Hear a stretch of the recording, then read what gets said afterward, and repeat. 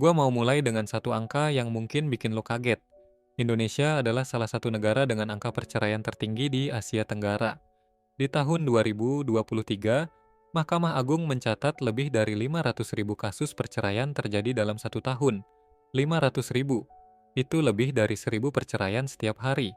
Dan yang paling mengejutkan, mayoritas perceraian itu terjadi di pasangan yang menikah di rentang usia 20 sampai 29 tahun. Kenapa? Itu yang akan gua bedah malam ini. Selamat datang di Suara Tengah Malam. Di sini kita nggak ngomong yang manis-manis, kita ngomong yang bener. Gua mau clear dulu dari awal. Gua bukan bilang nikah di umur 25 itu salah. Banyak pasangan yang nikah di umur segitu dan hidupnya luar biasa, tapi ada pola yang terus berulang, pola yang menyebabkan perceraian, dan pola itu hampir selalu berakar dari satu hal yang sama, finansial. Bukan karena nggak cinta, bukan karena nggak komitmen, tapi karena dua orang yang belum selesai dengan diri mereka sendiri secara finansial, mencoba membangun hidup bersama di atas fondasi yang belum stabil, dan itu kombinasi yang berbahaya. Mari kita mulai dari datanya. Berdasarkan data Badan Peradilan Agama, penyebab perceraian nomor satu di Indonesia secara konsisten selama bertahun-tahun adalah perselisihan dan pertengkaran terus-menerus.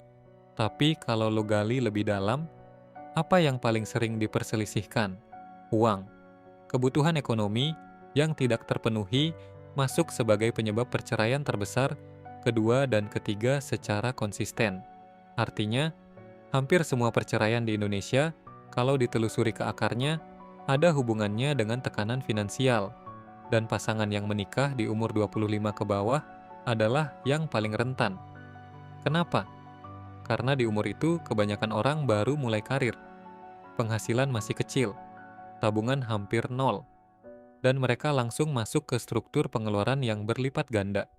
Sewa rumah, kebutuhan rumah tangga, dan tidak lama kemudian, biaya anak. Tekanan itu datang cepat, dan banyak pasangan yang tidak siap. Sekarang gua mau breakdown 3 jebakan finansial yang paling sering menghancurkan pernikahan di umur 25. Jebakan pertama, menikah dengan ekspektasi gaya hidup yang tidak sesuai kemampuan. Di Indonesia, pernikahan itu bukan cuma soal dua orang. Itu pertunjukan sosial, resepsi yang meriah, seserahan yang lengkap, foto dan video yang bagus, dan semua itu punya harga. Rata-rata biaya pernikahan di kota besar Indonesia sekarang berkisar antara 50 sampai 200 juta rupiah. Banyak pasangan yang memulai pernikahan mereka dengan utang, pinjaman untuk biaya nikah, kredit perabotan rumah, dan cicilan-cicilan lain yang langsung menumpuk di awal. Mereka belum 1 bulan menikah, tapi sudah punya beban finansial yang akan mereka bayar 2 sampai 3 tahun ke depan. Dan tekanan utang di awal pernikahan itu seperti racun yang lambat. Tidak langsung membunuh, tapi pelan-pelan menggerogoti. Jebakan kedua, tidak pernah membicarakan uang sebelum menikah. Ini yang paling sering terjadi dan paling jarang disadari. Sebelum menikah, pasangan bicara soal cinta, soal masa depan, soal rumah impian, soal jumlah anak. Tapi berapa banyak yang duduk dan bicara jujur soal berapa utang masing-masing, berapa tabungan, siapa yang akan kelola keuangan rumah tangga, bagaimana kalau penghasilan salah satu berhenti, berapa yang akan dikirim ke orang tua masing-masing, hampir tidak ada. Dan ketika realita finansial itu datang setelah menikah, seringkali itu menjadi kejutan yang tidak menyenangkan. Ternyata pasangan lo punya utang yang lo tidak tahu. Ternyata kebiasaan finansial lo dan pasangan lo sangat berbeda. Ternyata ekspektasi soal siapa yang nanggung apa tidak pernah disepakati. Perbedaan yang tidak pernah dibicarakan itu menjadi perselisihan yang tidak ada habisnya. Jebakan ketiga, anak datang sebelum fondasi finansial siap. Data Badan Pusat Statistik menunjukkan bahwa rata-rata jarak antara pernikahan dan kelahiran anak pertama di Indonesia adalah 1 sampai 2 tahun. Artinya, pasangan yang menikah di umur 25, di umur 26 atau 27 sudah punya anak. Dan seperti yang sudah pernah gua bahas di video sebelumnya, biaya membesarkan satu anak dari lahir sampai lulus kuliah itu bisa mencapai 1,2 miliar rupiah. Pasangan yang belum punya fondasi finansial yang kuat langsung menanggung biaya itu di atas semua tekanan yang sudah ada sebelumnya. Karir yang baru mulai, penghasilan yang belum stabil, mungkin masih ada utang biaya nikah, dan sekarang ada satu lagi tanggungan yang tidak bisa ditunda. Itu bukan skenario yang romantis, itu skenario yang exhausting. Dan banyak pernikahan yang tidak kuat menanggung beban itu. Sekarang gua mau jujur soal sesuatu yang lebih dalam. Perceraian di Indonesia seringkali bukan tentang tidak cinta lagi. Seringkali tentang dua orang yang kelelahan. Kelelahan secara finansial, kelelahan secara emosional, yang tidak punya tools untuk keluar dari spiral itu. Mereka tidak punya dana darurat ketika terjadi krisis. Mereka tidak pernah belajar cara komunikasi soal uang. Mereka tidak punya rencana finansial jangka panjang yang disepakati bersama. Dan ketika semua tekanan itu menumpuk, yang keluar adalah kemarahan, tuduhan, dan jarak yang makin lebar. Bukan karena mereka orang yang buruk, tapi karena tidak ada yang pernah mengajari mereka cara membangun pernikahan yang kuat secara finansial.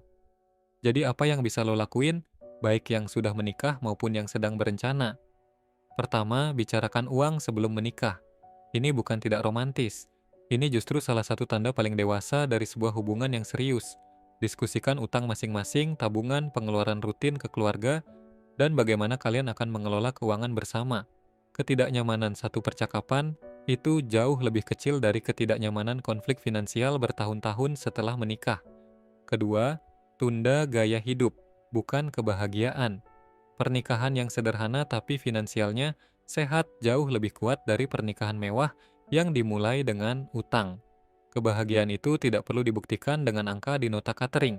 Ketiga, bangun dana darurat bersama sebelum punya anak.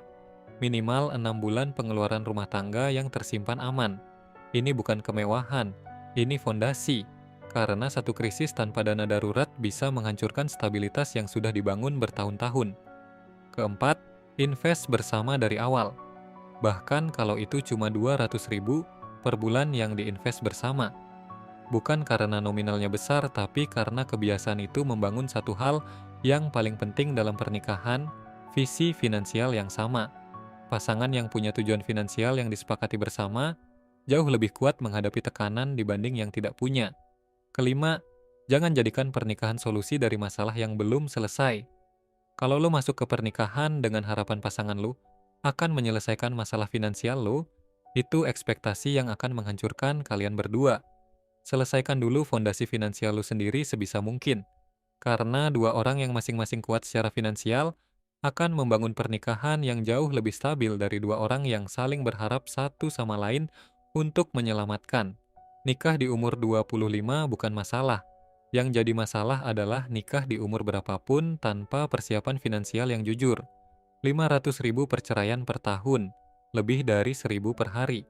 Di balik setiap angka itu ada cerita, ada cinta yang pernah ada harapan yang pernah dibangun bersama, dan ada tekanan finansial yang pelan-pelan menggerogoti semuanya. Lo tidak harus jadi bagian dari statistik itu. Ini suara tengah malam. Kita nggak janji enak didengarnya, tapi kita janji ini yang lo butuh denger sampai tengah malam berikutnya.